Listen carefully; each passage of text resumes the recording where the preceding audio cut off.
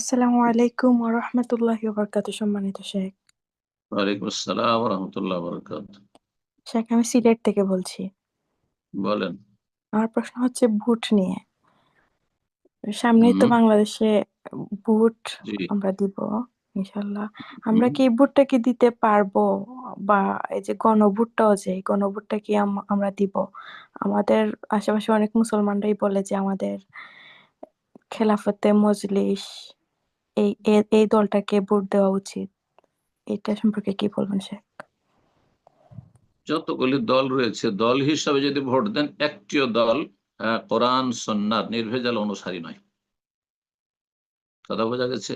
হয় বেদাতি দল, আর না হইলে অন্য অন্য গুমরাহিতে লিপ্ত। জি। বেদাতি দল, না হয় সেকুলার দল, না হলে জাতীয়তাবাদী দল। সুতরাং পার্টি হিসাবে কোন পার্টিতে জড়িত হয়ে আপনি ইলেকশনে অংশ নেবেন, এটি জায়েজ নয়।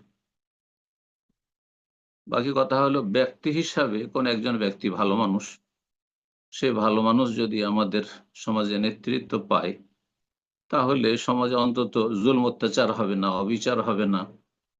এই উদ্দেশ্যে যদি সাময়িক দেওয়া হয়, এই গণতন্ত্রের কুফরিতে বিশ্বাসী না হয়ে,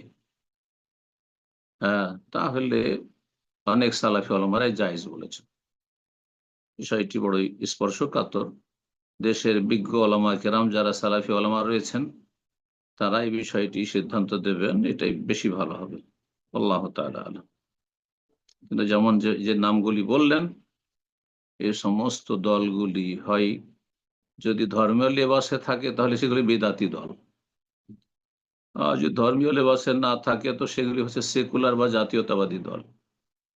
সুতরাং সেগুলিতে আপনি জড়িত হয়ে, তাদের সহযোগী হয়ে আপনি কাজ করবেন, এটি জায়েজ নয়। বারাকাল্লাহ ফিক। সালাফি.9 রাসূলের কথা বলে।